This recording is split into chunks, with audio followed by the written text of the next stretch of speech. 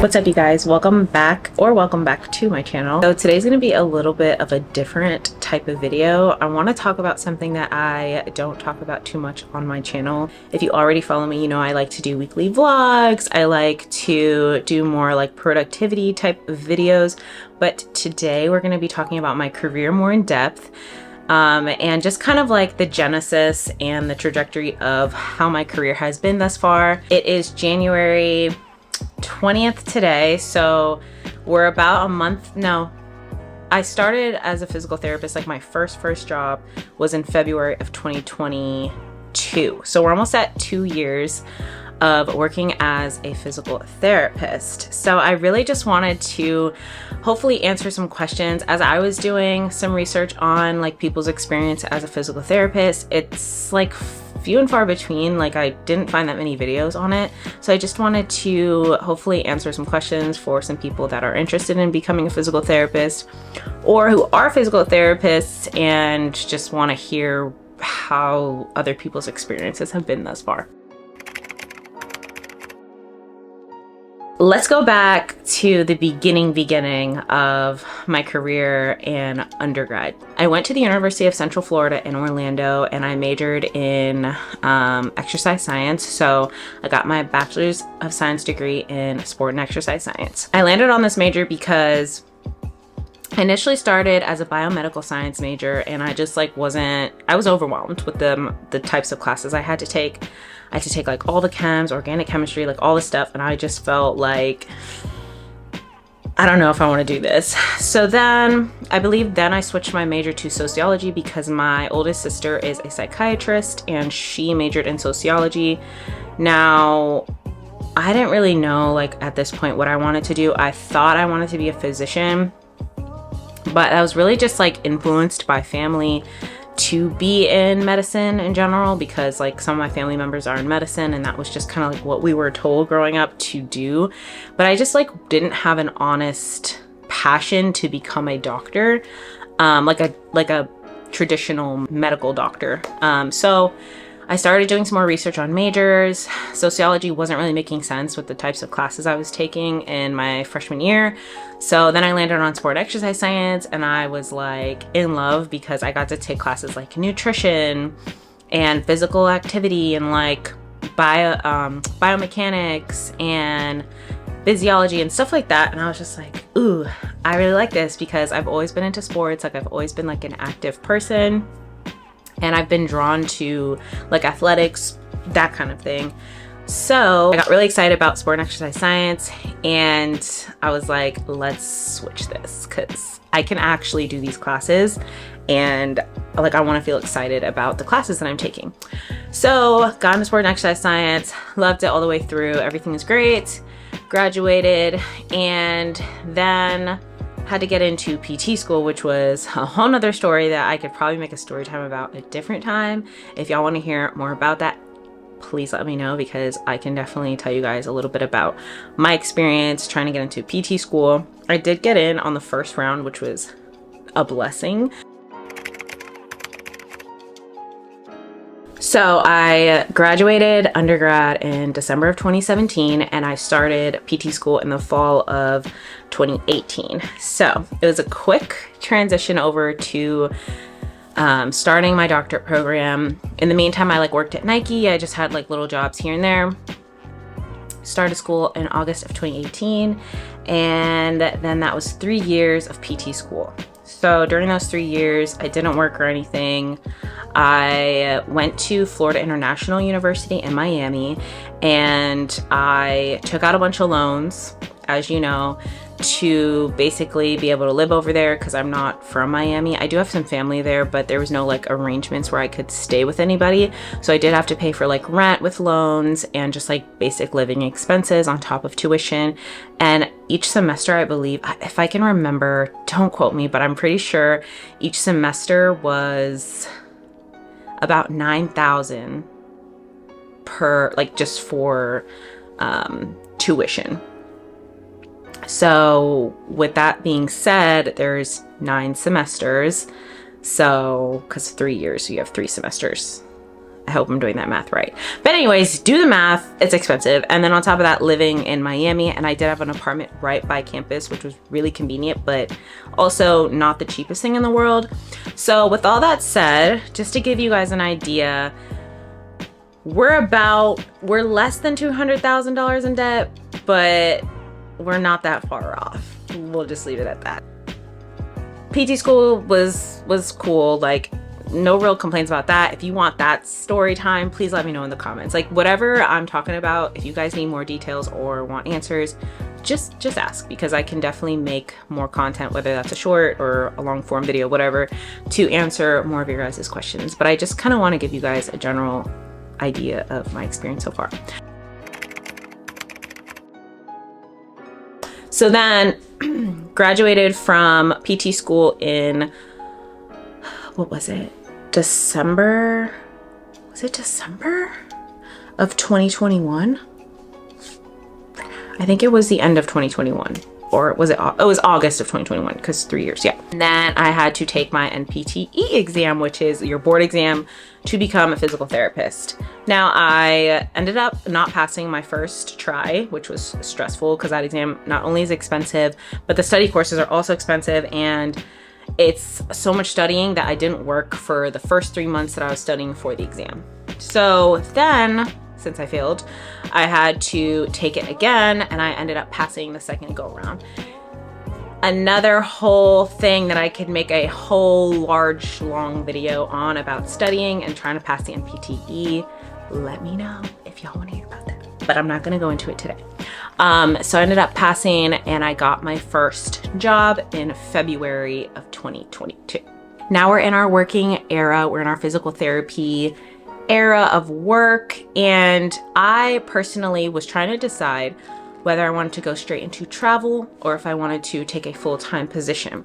So based on my experience through PT school, I was in school during COVID. So COVID kind of interfered with the shadowing experiences we were able to do in school. So ideally we were supposed to have like an outpatient, and then we were supposed to have like this elective kind of area that we were able to choose, so you could go into like pediatrics or anything specific that you wanted to go do one of your rotations, you could do it. But unfortunately, because of COVID, a lot of hospitals and things like that were not taking students to do their internships or do their rotations at. So I basically did 4 outpatient orthos and 1 like acute setting, but that was also ortho based. So I really didn't get a variety of experiences the way that I feel like I should have, unfortunately. So I really didn't get the experience that I really wanted out of like my rotations and things like that. So when I was graduating, like once I graduated and got into the field, I felt the most comfortable in outpatient ortho, unfortunately. So like I just went straight into that. But I did do travel. So straight out of school, I was like, I'm just gonna do travel because I don't know what setting I really want to do. Like I don't really know what I want to do, and I don't want to commit to something and then have to like quit or whatever. So I found a recruiter up here where I live now in Virginia, and he set me up with my first contract, and I worked at an outpatient ortho clinic. I'm not gonna name names. I worked at my first outpatient ortho clinic, and I did 2 contracts there because my coworkers were so lovely that they convinced me to stay for a second contract, even though the work was not my favorite. My experience in outpatient ortho was very much patient mill. If you guys have heard that before, it can be true in a lot of outpatient ortho clinics. I would work 8-hour days, but they would block the time so that one day you'd work like 7 to 4. Is that 8 hours? Yeah, 7 to 4. And then the next day you'd come in at like 10. Wait, it was at 10? No, because I would leave work at 7 p.m. So whatever the math is. So every other day you'd be working that way, and I ended up getting later days on Friday, which was very inconvenient, but that's just what it was. And I did 2 contracts there. personally did not enjoy my time. Besides my coworkers, they were cool. But then I got this opportunity to go to an alternative care site for my second contract, and that was over in Maryland, and it was like a full COVID hospital, basically. Like, all the patients there had COVID or were recovering from COVID. So it was a very, very interesting experience working there. You had to be fully in PPE the entire time. So I spent almost 2 contracts there, but they ended up closing down that hospital. And then I got another opportunity at a LTAC, SNF, ICU kind of setting in DC, which was great.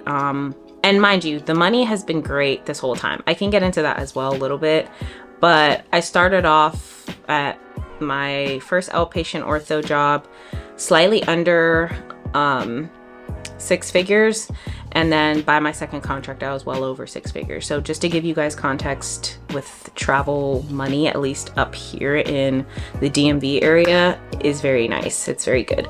But also cost of living, you know, it all kind of taxes all that. So then I worked at that location for a little over 2 contracts, I think, as well. And then from there I went into doing PRN, because I was like, so we got married, and then after that I didn't want to pick up a contract right away because I was just trying to still vibe a little bit. So I picked up PRN jobs at 2 different locations, and I was kind of bouncing around with that, but those hours were very inconsistent. Money was still good, but I wasn't getting the hours that I wanted. And then I recently just picked up a new contract back in Virginia, and the pay is decent as well. So anyways, all that being said, now I want to go into some pros and cons of my career thus far, traveling specifically as a physical therapist, and just kind of the ins and outs that I feel like we go through in physical therapy and what that looks like on a day-to-day. So just some honest opinions of mine. These are all opinions, and I totally understand if other people feel differently about how their physical therapy experience has been so far, but these are just my opinions. So let's start off with the pros. I did make a little list on my phone just so I wouldn't get too sidetracked, but let's start with pros. As a traveler, I mentioned before, the pay is usually higher. It can be equal to what you might get in a full-time position. I'm not sure, I've never worked as a full-timer, but for the most part the pay is higher because you usually have to pay out of pocket for insurance and things like that. And then again, I have to specify, I'm a local traveler, so I don't get the tax-free stipends and food stipends and stuff like that you would get if you were a long-distance traveler. Now, there's a lot of nuance with this, and I can try and make another video about this if you guys want, but you do have to be a certain amount of miles away to be considered a long distance traveler, and there's a whole bunch of other things that you have to make sure that you do, taxes and stuff, to make sure that you're compliant with being a long distance traveler and being able to get the tax-free money and stuff like that. But I currently do not get that. I just get a travel rate, which is nice. So pay is usually higher. Second pro is that you do get to hop around and kind of experience different settings. So like I mentioned before, I did outpatient, I did acute, I did LTAC, I did SNF. I've done the COVID alternative care site. I did a whole bunch of different places in just 2 years. So that really has expanded my knowledge, my resume in general, the things that I've the different patient populations and all of that has really, I feel developed my skills and my confidence as a physical therapist. So that's really helpful. The flexibility of traveling is really nice because you're only working for a set amount of weeks. So most of my contracts that I've taken were 13 weeks. I have done like a second contract at the same place before if I like it or for whatever reason, but you don't have to. And so that kind of opens up a lot of free time to maybe take a week or two off, etc. And a lot of the time your travel company will cover your insurance for the time that you're not working for up to like, I think a month. It just depends on the company, but definitely just do your research and make sure you know how long that they'll cover you for insurance if you're not on a contract, if that makes sense. So I've loved being able to just like take some weeks off, and there's no real like timeline that like you don't get paid time off, which could be a positive or negative thing, just depends on how you look at it. But there's no set amount of days per year that you're allowed to take off. Like, you're not getting paid, but like you can take a month off if you need, and like no one's gonna bother you. And what's cool right now for me, because now that my husband and I got married, I'm on his insurance, so it doesn't really matter how many days I take off. If I take more than a month off, I'm still covered. So that's a plus and a little tip. If you are married or whatever and you're able to do that, that's a great way to make sure you're covered no matter how many days you take off. And then again, if you have a second stream of income, if you have like a little creative side hustle, you can take time off of physical therapy and just like start working on that a little bit more heavy and like get money from that gig or whatever. So just the flexibility about it is really nice in my opinion. And then again, with physical therapy in general, you do make a huge impact on people's lives. This is a field that is always going to be heavily needed, and physical therapists are always going to be on demand, like in demand. I mean, maybe not always, but like there's a health crisis in America, and a lot of people need doctors, need physical therapists, need nurses. And through COVID, we kind of really saw the effects of how illnesses can affect people and how much healthcare workers are critical in these scenarios, but not only just in these scenarios, but just like all the time. So yeah, that's job security is a big pro in my opinion. Okay, let's go on to the cons now, because like I said, my first con would be no PTO. I mean, there's a pro and con. It's kind of a pro and con, but you're not getting paid your time off on your time off. So you need to figure out how you can maybe save during those times, make some extra cash on the side, whatever, that kind of thing. My second con is if you are a long distance traveler, you do have to like pack and move based off of where your contract is.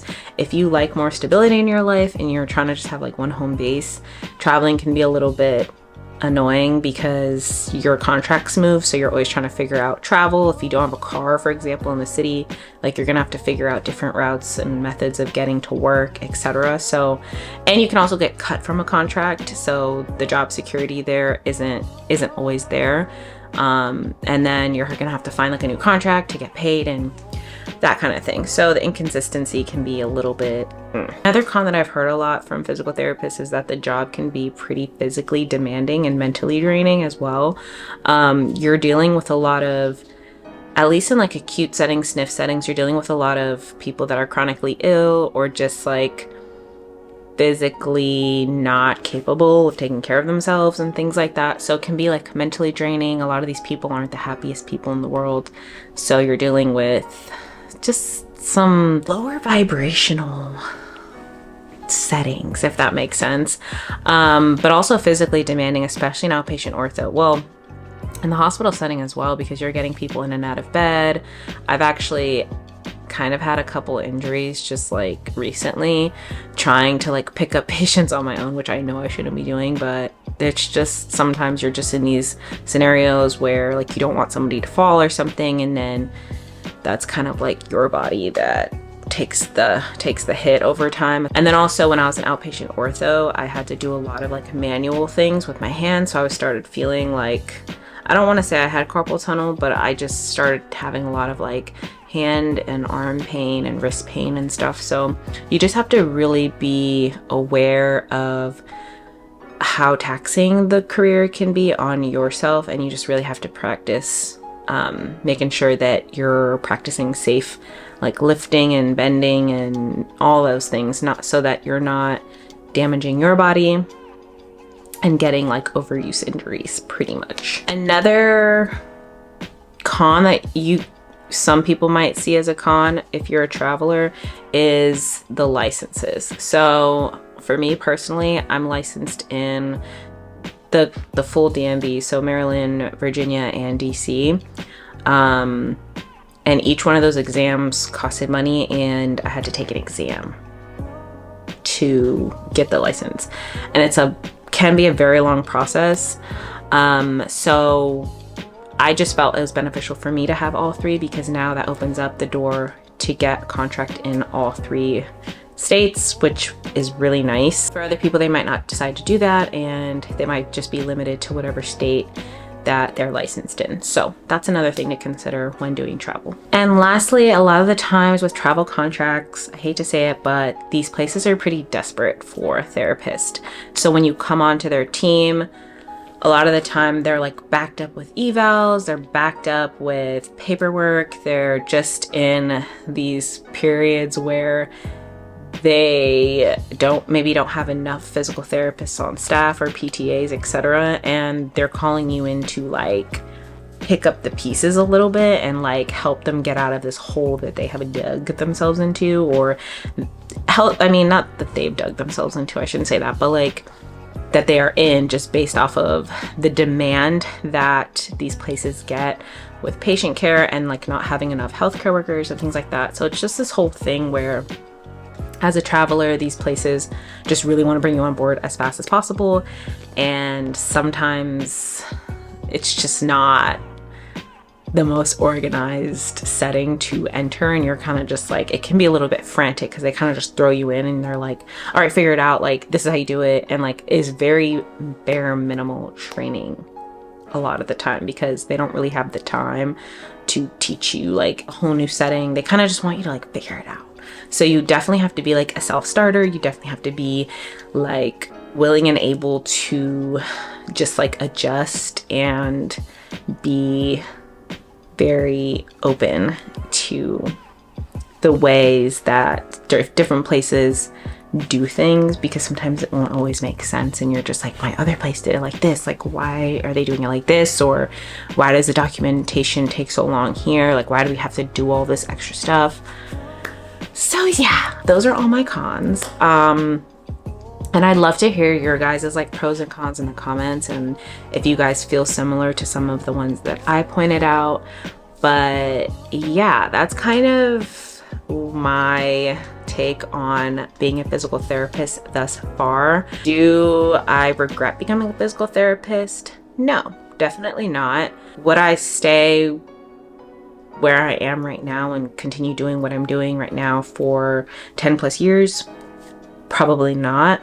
But I do have like bigger plans for my physical therapy degree. Like I want to continue using my degree, but I definitely just want to use it in a different facet. I love being a physical therapist. I think it's amazing that we get to call ourselves doctors, and that it's such a well-deserved degree. Like the schooling is not easy, and it's just something to be proud about. And a lot of people look at physical therapists like, you know, you're doing God's work, but I don't know, it's everyone's, to each his own. Everyone has their opinion on and their own experience maybe with physical therapists and whether or not it helped them.